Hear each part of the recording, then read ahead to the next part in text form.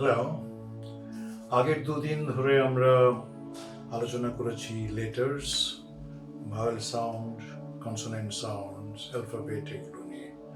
আজকে আর ওই প্রসঙ্গে না গিয়ে আমরা আজকে একটু আলোচনা করব ওয়ার্ড নিয়ে। ওয়ার্ড মানে শব্দ। বাংলাতে যেমন বই একটা ওয়ার্ড, বল একটা ওয়ার্ড, তেমনি ইংরেজিতেও ফুটবল বলা যেতে পারে, বুক, টেবিল, এগুলো হচ্ছে ওয়ার্ড। তো এগুলো তৈরি হয় কি করে? কিছু কনসোনেন্ট সাউন্ড এবং কিছু ভাওয়েল সাউন্ড, এগুলো মিলেমিশে ওয়ার্ড তৈরি হয়। তো আজকে আমরা ওয়ার্ড তৈরির ক্ষেত্রে একটা অন্যভাবে শুরু করি। সেটা হচ্ছে একটা ছড়া দিয়ে। বাচ্চাদের ভালো লাগবে। ছড়া মানে হচ্ছে, ইংরেজিতে বলি আমরা রাইম, কিছু ছন্দ মিলিয়ে কিছু শব্দকে সাজানো হচ্ছে ছড়া।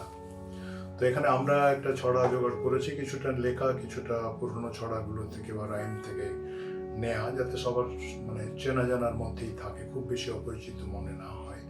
এরকম কিছু শব্দ নিয়ে একটা আমরা অ্যালফাবেট রাইম বানিয়েছি। আমি একটা ছবি আমার হাতে লেখার থেকে দিচ্ছি, এটা হয়তো কাজে লাগতে পারে, এটা লিখে নেবে যারা পারবে। আর আমরা বোর্ডে নিয়ে আলোচনা করছি, খানিকটা লেখা আছে, ওটা অল্পটা লিখে রেখেছি, তখন বোঝাতে সুবিধা হবে, আর পরে বাকিগুলো লিখবো। তো এখানে ছড়া হচ্ছে এ ফর অ্যাপল। মানে কি? এ ফর অ্যাপল মানে এ কথাটা মনে রাখার জন্য আমি অ্যাপল কথাটা মনে রাখবো। অ্যাপল কথাটার মধ্যে এটা আছে।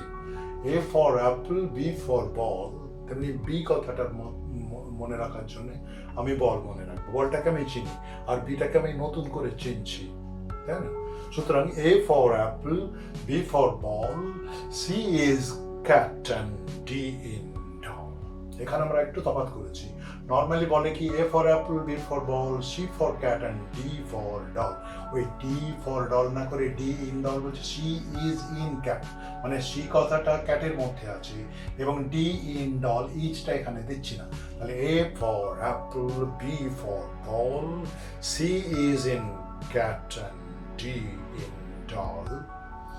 ই ফর ইগল, ইগল আমরা চিনি, ইগল পাখি। E for eagle, F for foam, foam মানে ফেনা। সমুদ্রে ঢেউ যখন আছড়ে পড়ে তখন জলটা ভেঙে ভেঙে টুকরো টুকরো হয়ে গিয়ে ফেনা হয়। E for eagle, F for foam, G is in grandma, ঠাকুমা, দিদিমা। G is in grandma, H in home. I for India, J for joker, K is in kettle, L in locker. তাহলে A for apple, B for ball, A B C D E F G H I J K L. এরপর একটা M, M for madam, M for madam, comma, M for madam, M এর পরে N, N for nurse, N for nurse, N-U-R-S-E. M for madam, N for nurse, N এর পরে কি আছে? N-O. O is in ocean.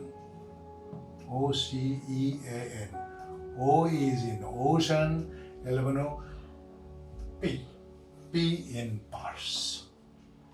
P in purse. Purse হচ্ছে আমরা টাকা পয়সা রাখার জন্য যে ছোট্ট একটা ব্যাগ ইউজ করি, সেটা হচ্ছে পার্স। তাহলে M for madam, N for nurse, O is in ocean, P for purse. একটু মুছে নিয়ে পরে চলে আসছি। তাহলে A for apple, B for ball, C for cat and D for dog. E for eagle, F for foam, G for grandma, H for home. I for India, J for joker, K for kettle, L for locker.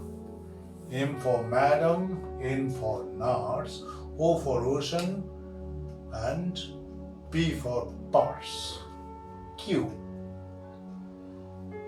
Q for Q.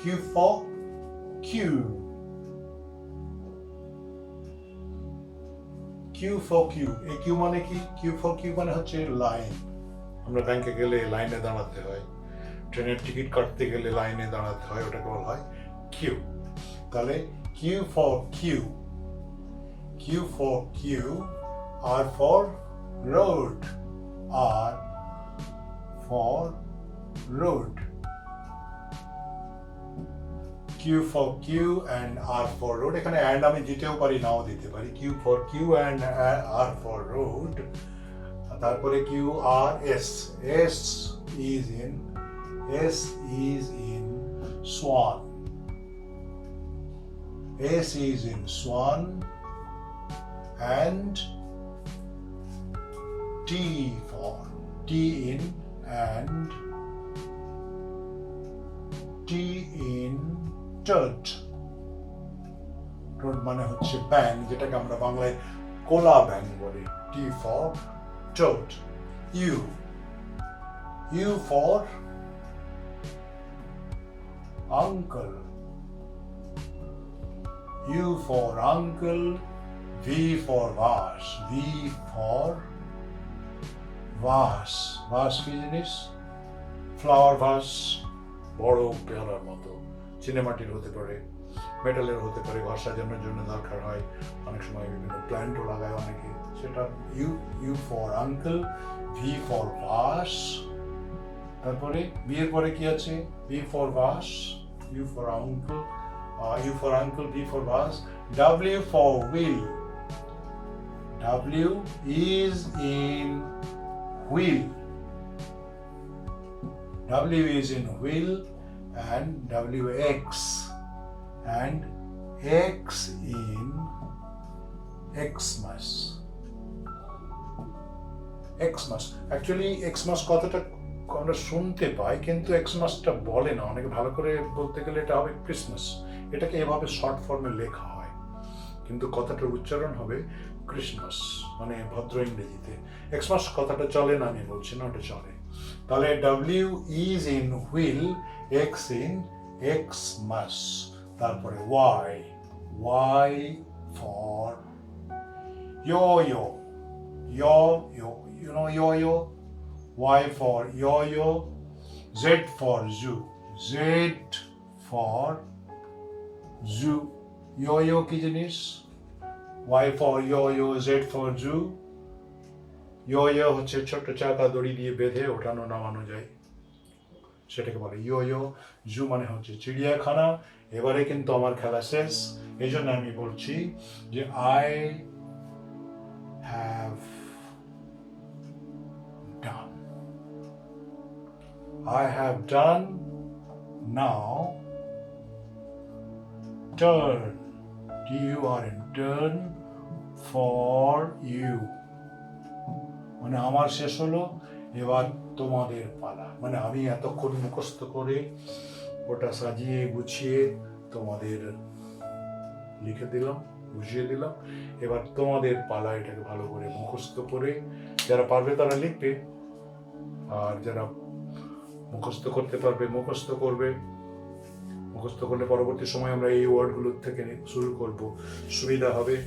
আর তাহলে আজকের মতো এখানেই শেষ হচ্ছে, কিন্তু এটা করতে গিয়ে যদি কোনো অসুবিধা হয় অবশ্যই আমাকে ইমেল করে জানাতে হবে, বা অন্য কোনোভাবে করলে যদি সুবিধা হয় তাহলে সেটা আমাকে জানাতে হবে। আমাকে জানানোর সোজা রাস্তা হচ্ছে একটা ইমেল করে দেওয়া, সেটা হচ্ছে languagemantras@gmail.com। আর অবশ্যই এটা বন্ধুবান্ধবের সঙ্গে শেয়ার করা, সাবস্ক্রাইব করা, লাইক করা, এটা যারা দেখবে যাদের ভালো লাগবে তাদের করতে হবে। আমাদের চ্যানেলটাকে টিকে রাখার জন্য এটা দরকার। তাহলে আমরা পরের ক্লাসে আবার আসবো, আবার কিছু শব্দ বানাবো, তারপরে সেন্টেন্স আসতে আরো 2-1টা ক্লাস পরে আমরা কথা বলতে শুরু করবো। Okay then, till then, thank you very much.